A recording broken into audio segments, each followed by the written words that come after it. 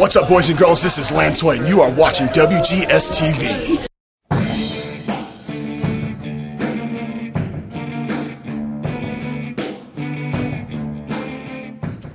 Welcome to another installment of WGS-TV right here on YouTube.com/WrestleGamer&FXTV.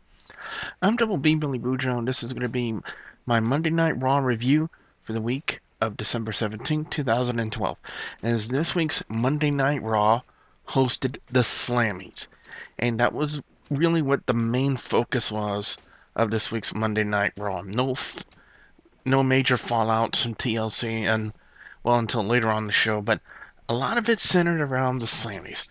We open up the show with Rey Mysterio taking on Damien Sandow. Again, kind of continuing this new rivalry with Rey Mysterio, Sin Cara, and Team Rhodes Scholars.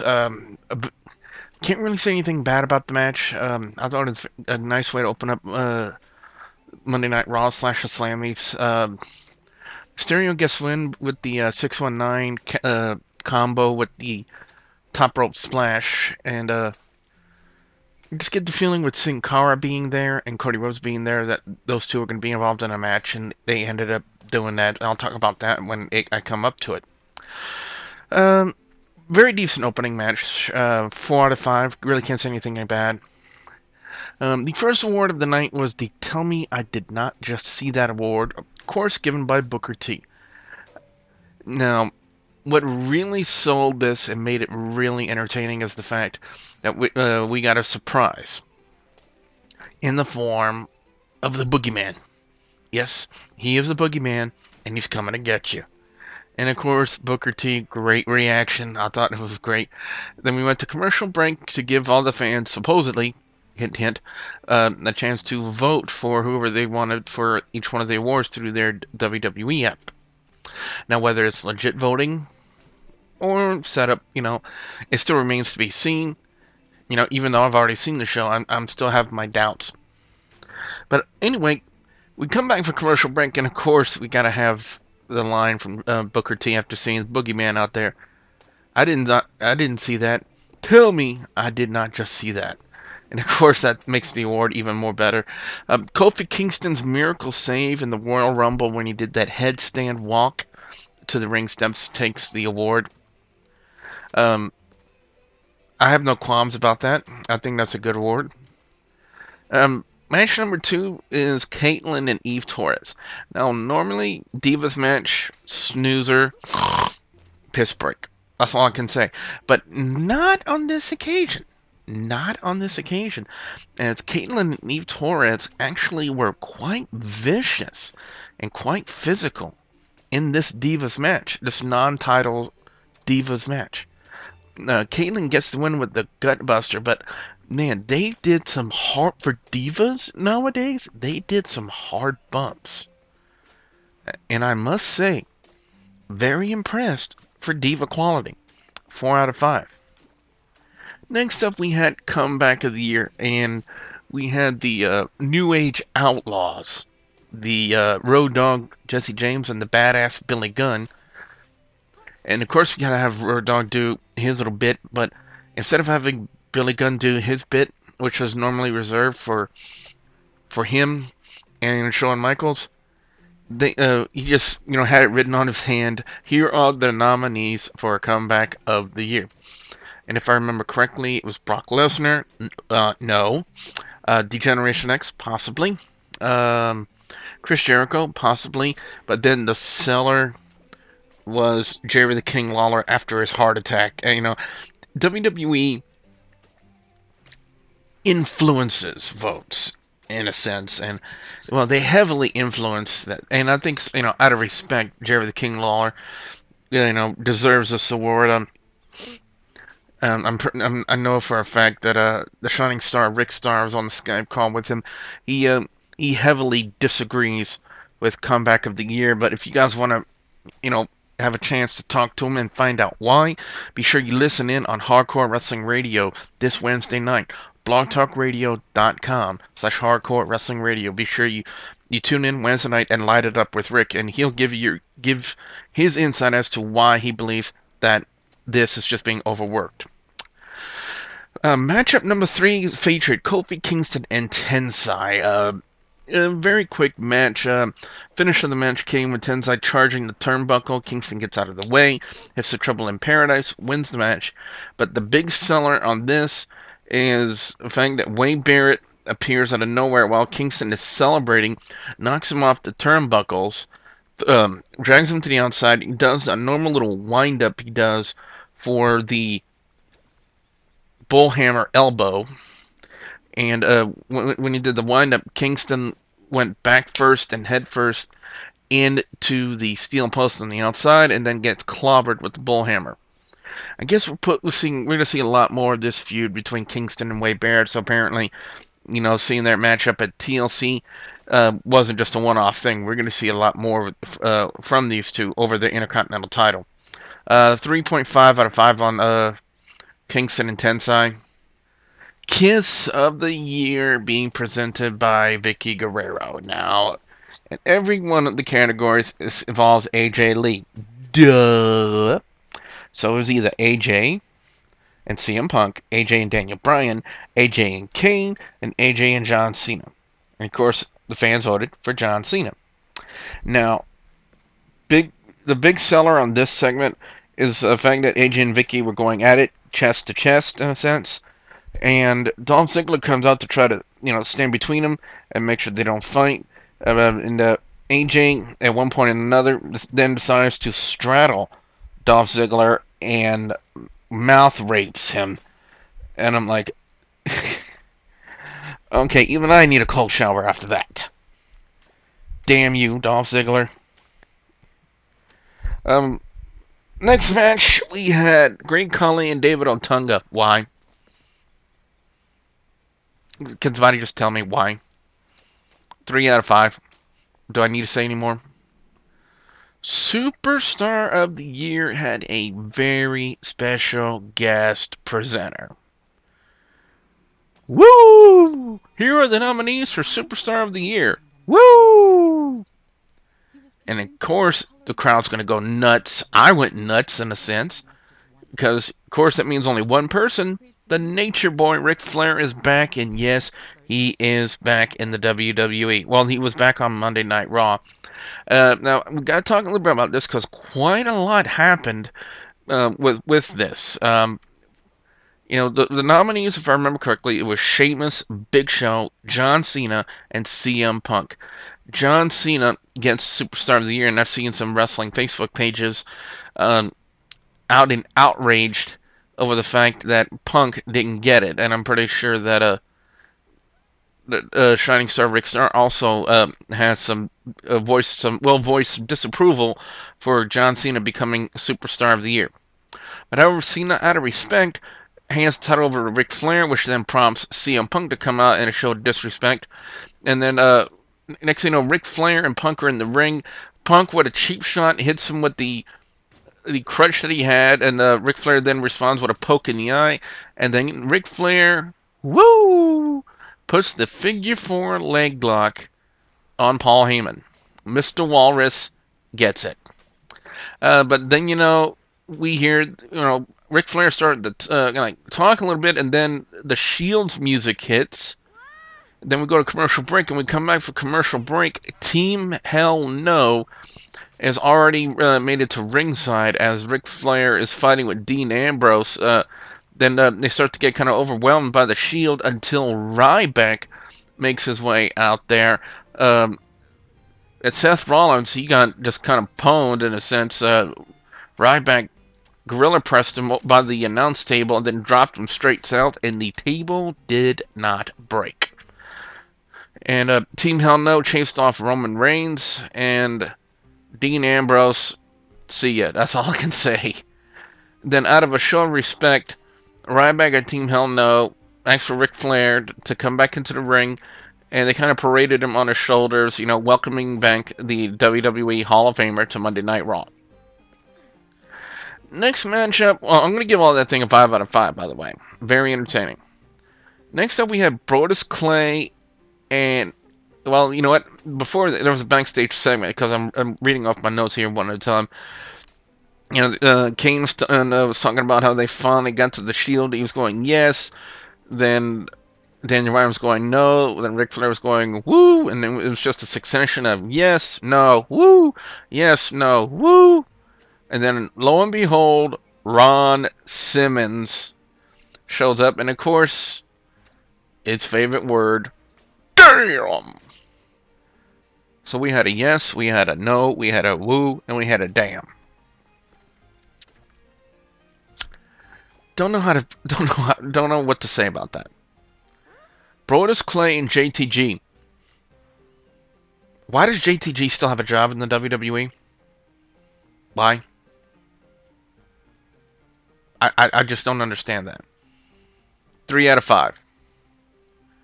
Next up, we had the LOL Moment of the Year, presented by Santino Marella and Tensai. Now, Tensai coming out kind of had a Shockmaster moment.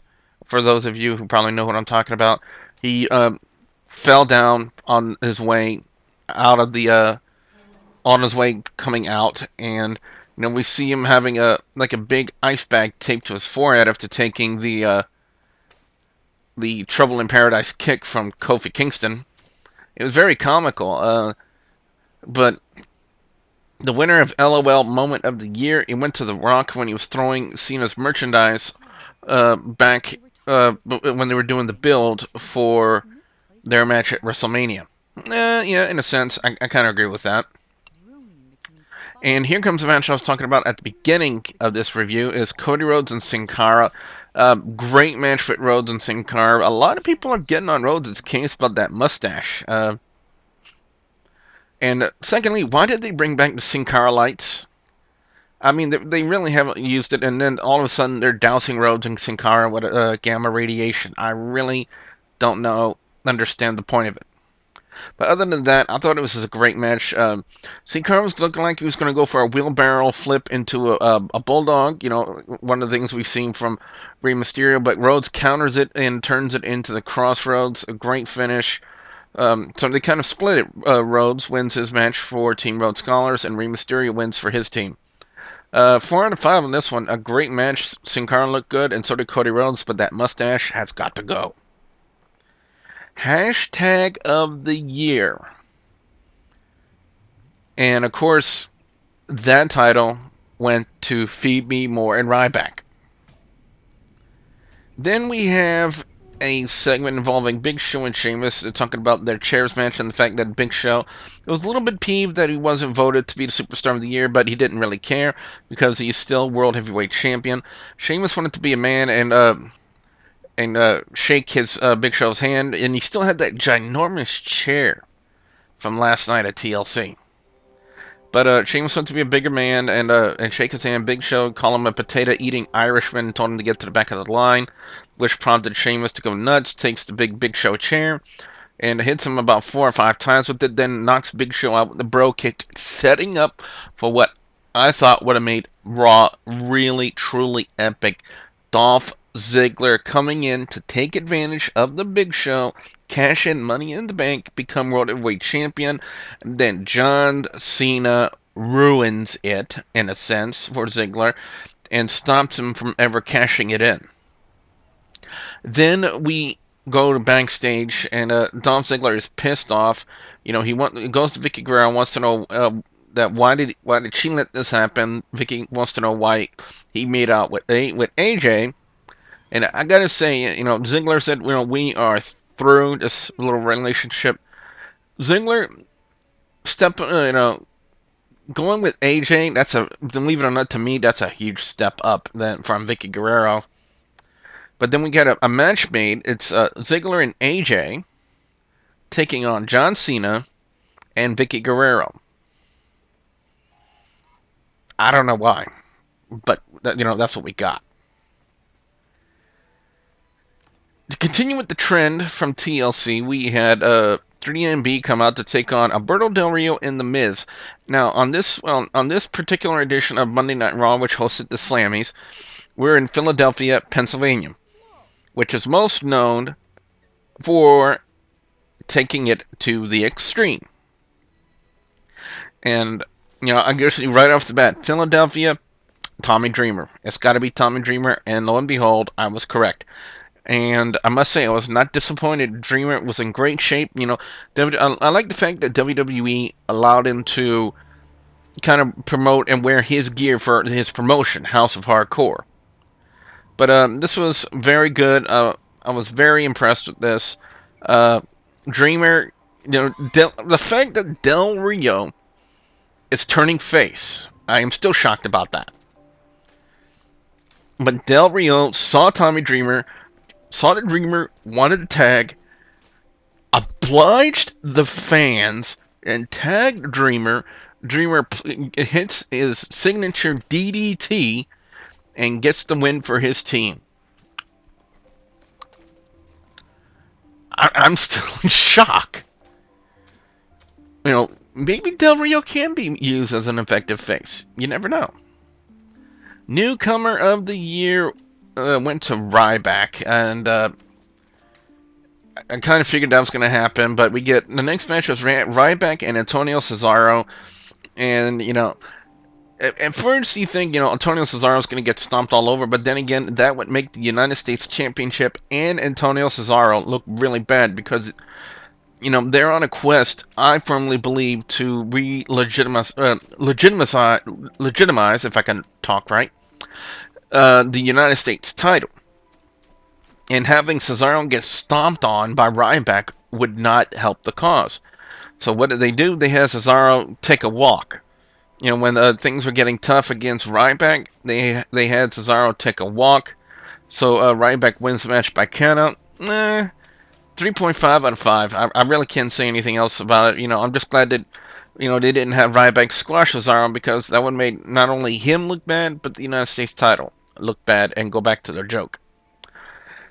Now, I was a little bit concerned about this next category, because we had Match of the Year.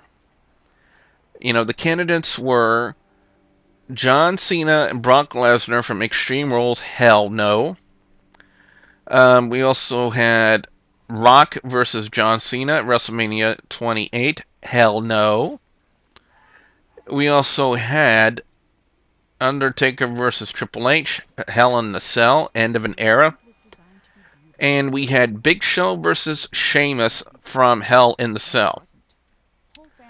And, you know, my initial worry was the best match out of all of those matches in the nominees was Undertaker and Triple H. But my huge fear is for all the Rock marks and the Cena marks out there who wanted to vote for Rock and Cena once in a lifetime, you know, just because they're Rock and Cena fans, despite the fact that the matchup was terrible. Undertaker, Triple H, End of an Era, with Shawn Michaels as the special guest referee, was by far best match out of all of those nominees. It had the best impact, best entertainment value, and by far, hands down, deserved it, and they did get it. We get Triple H debuting his new due. I also like the fact that he made a remark that in 1997 he actually won a Slammy for best hair, and Triple H now sporting sort of a crew cut. Key thing I want to note about what Triple H said in his little acceptance speech. One, it would have been incredibly epic if Undertaker was there too to accept the award, but he wasn't. But key thing he did say is that we have not seen the last of The Undertaker. So I guess that's probably Triple H's subtle way of telling us that we will have an Undertaker match at WrestleMania this year. Or next year, rather. Then we pan backstage, and The Shield is attacking Tommy Dreamer. Ricardo Rodriguez attempts to come to the aid of Tommy Dreamer, and then Shield attacks Ricardo. So maybe we'll see an answer by Alberto Del Rio. I'm not sure. Feature match was John Cena and Vicky Guerrero taking on Dolph Ziggler and AJ Lee. I really am confused now. I mean, who's the face and who's the heel. I can't tell anymore. All I know is AJ walked out on the match, and then so did Vicky Guerrero, which left Cena and Ziggler going at it, and then out comes back AJ with this huge individual who later I find out his name is Big E Langston from NXT. And he's slated to be the next NXT champion after Seth Rollins. And he assaults John Cena with a very unique maneuver. I'm not entirely sure what it is, but you know, as soon as Langston assaults Cena, AJ starts skipping around him, and Dolph Ziggler is looking up like all of us were trying to figure out just what in the world is going on here. 4 out of 5 on this one, and I must say, Big E Langston looks like in really ripped, in really good condition, and you know, for such a unique offensive maneuvers that he did on Cena, I am very interested to see how he performs in the WWE. Yes, I know he's on NXT, but I don't have Hulu, so I don't really see NXT. You know, I've seen maybe 1 or 2 episodes of NXT from the past summer. I was very impressed. So, the Slammys, overall score, I'm going to go 4 out of 5. Because it was a very decent show. Rey Mysterio and Damian Sandow, great match. Kofi Kingston's save in the Royal Rumble this year gets the Tell Me I Did Not Just See That award. And of course, it was great to see the Boogeyman. I can't believe I just said that. Caitlyn and Eve Torres, very, very physical Divas match. You know, normally when you want to think of a physical Divas match, you gotta have someone like Beth Phoenix or Natalya being involved in this one, but we got it from Caitlyn and Eve. Comeback of the year, hands down, had to go to Jerry King Lawler. WWE kind of influenced the vote on that one. Kofi Kingston defeating Tensai. I think the main purpose was to push more for Kingston and Wade Barrett. Kiss of the year, AJ and John Cena. Why couldn't I have been Dolph Ziggler that night? Oh, why couldn't I have been them? Because that would have been my dream. I hope it doesn't see about how lonely I am. Great Khali defeating David Otunga. I think that was more of the pisser match than Caitlyn and Eve Torres, to be honest with y'all. Superstar of the Year initially went to John Cena, then out of respect handed to Ric Flair. Then we had the whole thing with Ric Flair and CM Punk, then which led to Flair putting the figure 4 leg lock on Paul Heyman, which prompted the Shield to come out, and then we get Team Hell No and Ryback, and then they take out the Shield. Seth Rollins bounced off the announce table, and of course they had the show of respect by Ryback and Team Hell No for Ric Flair. Brodus Clay, JTG, again, why is JTG still in the WWE? Why in the world does he still have a job? The LOL moment of the year, The Rock throwing John Cena's merchandise out into the river when they were building for their match at WrestleMania. Yeah, it was funny. Cody Rhodes defeating Sin Cara was a really good match. I was very impressed with both guys. Hashtag of the year is Phoebe Moore by Ryback. I can't disagree with that. Thank God it wasn't People Power, because I didn't want to see John Laurinaitis come out there and give his little talking, his little speech like this. Oh! Then, of course, we're going to have more of a push now for Big Show and Sheamus, and we almost had an incredibly epic moment on Monday Night Raw. Ziggler nearly cashing in his Money in the Bank on the Big Show to become the new World Heavyweight Champion, and John Cena stops it. Great to see Tommy Dreamer back on a Monday Night Raw, even though it might be just for a one-off appearance. He looked in really good shape as he, Del Rio, and The Miz defeated 3MB. Del Rio, a face. I'm still trying to wrap my mind around that. Newcomer of the year, I gotta agree with Ryback, even though Antonio Cesaro would probably be a very close second to me, because he's had some really great epic matches over the past few, ever since he became the United States champion. Because I think back to his match he had with Sheamus at the Cajun Dome, which I saw personally, and I was very, very, very impressed. Match of the year had to be Undertaker and Triple H, end of an era. I don't understand the point of having the Shield attack Tommy Dreamer if this is just a one-off appearance. And then Ricardo got it, so I wonder if we're going to have Alberto Del Rio respond to the Shield. Then the feature match of Cena teaming with Vicky Guerrero to take on Dolph Ziggler and AJ Lee. I'm still scratching my head over that one. And then, of course, we get the appearance by the anticipated new NXT champion in Big E Langston. Again, this dude, it looks like he's cut out of granite because he looks in really, really good shape. So, overall, the Slammys, aka Monday Night Raw, gets a 4 out of 5 from me. So, what I want to know from you guys out there, the viewers and subscribers, your thoughts on Monday Night Raw, the Slammys, tonight. Be sure you put your comments in the comment section below. Don't forget to like and favorite this video. Don't forget to follow me on Facebook, guys. WGS-TV is on Facebook at facebook.com/WGS-TV. Be sure you follow me on there as well. And also, please don't forget to subscribe to youtube.com/WrestleGamer and youtube.com/ZFXTV Network. So with that being said, I'm Double B Billy Boudreaux saying thank you very much for watching.